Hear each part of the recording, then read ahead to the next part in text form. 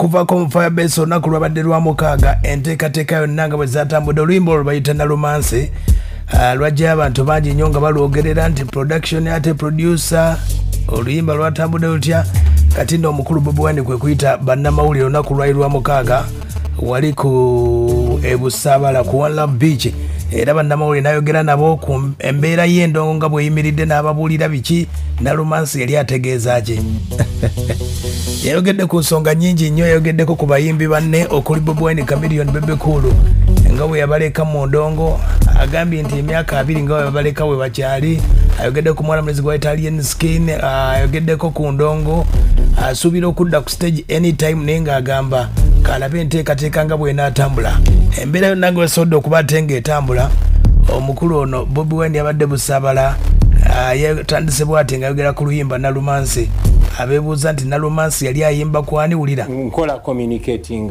music wange si just wa kunyumirwa bunyumirwa nyimba okuyisaawo bubaka nyimba okusoomoza kati of late nyimba n'okunyiiza kati say of time and age ensonga laki bampita Bobi Wine wine gets better with age. I want to represent my age kyovola ba nyimba zange sometimes zibera philosophical you know kati webuza na romance yani nkakasa waliwo abalowooza nga nze bategedde waliwo n'abatanategeera waliwo bintu byenyimba oba byenjogera waliwo ababitegeera mu ssaawa 2 waliwo ababitegeera ku ssaawa eyo yennyini waliwo ababitegeera oluvannyuma lwa wiiki waliwo ababitegeera oluvannyuma lw'omwaka waliwo ababitegeera oluvannyuma lw'emyaka 10 waliwo n'abazzukulu baabwe nga bajja okubannyonnyola kitegedde oluyimba na romance n'endongo ya Bobi Wine oba tewagitegeera oba oliawo katusabe nnyo abazzukulu bo bali ne bajja okutegeeza oba balibeerawo omukulu bwe yategeezezza omukulu n'ayogedde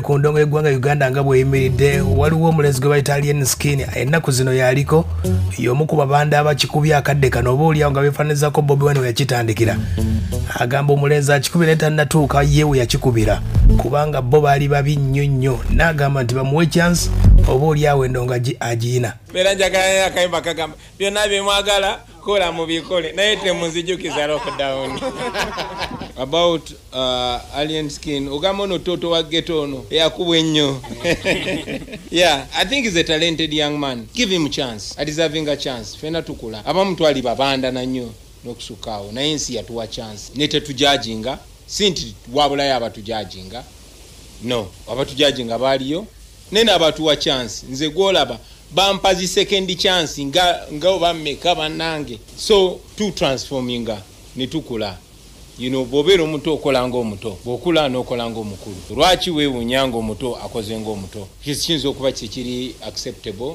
sometimes it's good to give chance not to dismiss naddala kati ffe batoto bageto oveeyo tebamanyi omwana wa geta jaawo tomanyi wakaawo gyakulidde tomanyi na gyayise kutuukawo naye n'atuukawo just nti atuusaawo mbandowooza a deserving a chance bw'aba anjagala kimpeesa ekitiibwa era nsanyuka nnyo fenga magezi kigenyinza omuwa kopa ebirungi ku nze ebibi obikyawe era obyewale you know at least nze artist omuto yena bwantunulira alaba olugendo alaba Katonda mpadde omukisa n'embeerawo nasooka okubeera standoza nga nyina emyaka 19 Kagoma I was 20 years kitegedde ategeezezza ku bayimbi abato n'abayimbi abali ku mulembe gwa Alien Skin abawadde obubaka buno nkoze ensobi nnyingi nenkola n'ebirungi bingi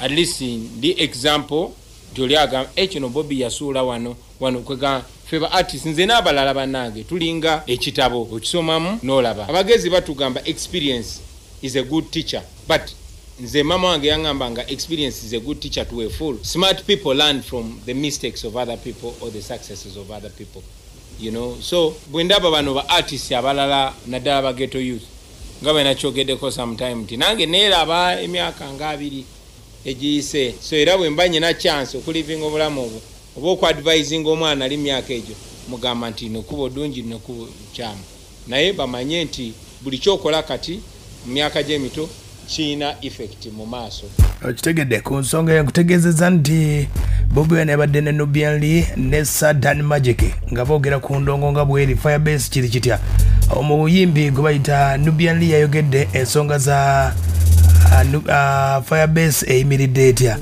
Bebuuza Firebase kiri kitya, Firebase nga mwasirika. Nubian Lee ayina ensonga ze yagambye zizino. Firebase weeri Firebase n'abalala gye bali bangi eyo era nga wetwogerera wano studios zibeera open. Everyone is open to come and work with us. Though industry yafunamu akatengo nti ogenda sanga ba artists abamu batyo oku associatinga naffe abamu batyo okujja ku Firebase okurecording bagamba wali emiwunyo mingi nnyo mwe mwafuuka ba politician. Twe tetuli ba politician, tuli bantu ba bulijjo just wakubanga nti politics atukwatako ng'abantu abalala. Naye nga Firebase weeri ba artist we bali n'abayimbi era bemuwulira ba Daxi ojja mulaba nga tatambula yekka era alina abalala batambula nabo. Osanga Zex birangirangi ojja musanga nga alina batambula nabo era mu abo batambula nabo nga era ba Daxi we batambulanga naffe timu abo era mwe mulimu emirandira gyaffe era mujalaba ba artist abapya nga bava mu abo era onotunula mu video ojalaba yesto omupya naye nga otunula mu video ezedda ng'omulaba yali mwana muto. Kitegedde ye mukulu oyo Nubian Lee ng'ayogera ku nsonga za Firebase. Bobi Wine bamubuziza ku nsonga z'abayimbi banne enkwatagana eri etya, abayimbi ab'enjawulo waliwo abamuvaako waliwo abamulyamu enkwe. Ayina bw'agambye ensonga zino abayimbi banne. Ffe ng'aba artist tuli basomesa era Katonda yatuwa amaloboozi gano tugakozesa. Nesi katala oyinza oddikozesa kuyamba banno oba notosobola ddikozesa. Wabaawo ebintu ebitugatta ennyo. Kati ebiruubirirwa byennyina ne bannange ba Nubian ba Dan Magic ba Devi ba Eddie Mutwe ba Apasi ba Young Mulo ba Daxi Vibes ba Zexi bani gyebiri nate waliwo n'ebiri historic nti gondi twakula naye twayimbanga twavuganyanga nnyo ne Chameleon ne Baby Cool, but that is 20 years ago. Toyinza kuŋŋamba ngetinga stuck in 20 years ago. Naye toli ayinza okusalawo n'agetinga stuck there. I mean, growing old is compulsory, but growing up is optional. Some can choose not. So wabaawo ekitugatta, of course tukwatagana. Bannange mbawanye ekitiibwa nga bo n'ebiseera ebisinga twesanga ng'obaka tuwa bawanjawulo obange ebintu biraba mu ngeri yanjawulo. Nze ndaba nti abantu engeri gye bansitudde ne bambeererawo ne banfuula buli kimu ne bampa buli kimu, right from my ghetto days to today, ndaba nga kinkakatako. Kitegedde Bobi Wine ayogeddeko ku bayimbi. Bobi wa Chameleon, Bebe Cool n'abayimbi abalala agamba nti yennyamira nnyo ku lw'abayimbi abo kuba bo balina stage bayimba naye tewali n'omu avuddeyo kumulwanira oba oli awo kumwogerera kadde ku stage n'abeewuunya naye n'agamba for 5 years abantu bennyini abamblockinga okwe-exercisinga my right, abamblockinga okufeedinga family yange from what everybody knows, music, which we invested all our youthful days in. I've not heard the voice of my brothers stand with me when such an injustice is being orchestrated on me. As a matter of fact, ate abantu bebatembeeta zate banzijekedde emberya. So nesanga nga nyina kufocusinga okubeera human being, nga nyina kufocusinga obuyinza okuyamba fenna. So booli awo tusanga nga tuli fenna nnyo n'emboozi oba sizikwatagana bulungi. Kitegedde ku bayimbi abo abagamba nti ensonga ezo nanga bwe ziri, wabula avuddeyo n'agamba ekintu kino kye bayita Big 3 akiwakanya. Agamba music w'eggwanga Uganda tayimiridde ku bantu basatu, Bobi Wine, Chameleon, Bebe Cool nedda. Agamba nti ebitone bingi nnyo ebiriyo ensangi zino era tubiwe respect. Ne bana bagamba nti endongo y'eggwanga Uganda eyimiridde ku Bobi Wine, Bebe Cool nedda baba. What do you call the big 3? I think you must not disrespect the industry. You cannot reduce Uganda's music industry to only 3 people. Mukuba ffe twasookawo nayimba abamu tebanna bakuzaalibwa. Nayimba kagoma nga Dax Vibes oba ali mu napi ngoba fefe busi tanatandika na P1 kati nabo basita. So temukakanya industry ya Uganda mujjewe ebintu bya Museveni ebyokwe nze nasoose wano kakati no, abaana balungi bakabi bali talented mubawe chance. Okay, Uganda has more than 100 big artists. Kongambo chanti big 3. What do you call big 3? Bebe bani abo lwaki obanteekamu okitegeera kye ngamba biki bye twesuubiza twalinga tuvuganyanga okuva edda. Kati oyinza otya okundeetera waliwo omwana kusananga naye paatu ewaka yansanga nga situla miguna gwe Kyagulanyi nakubanga n'okubanga oli muto oli kyali wange yimiriro ntwaleko n'ingagwe kyali nkuteekemu esikali lyange kubanga twalwananga nawe nga tuli bato kati tosobola kuŋŋamba saa zino ndi president wa Uganda ya award oli president olina kyaliwo gwe mwejereganga naye ku luzzi. We must be able to grow past that.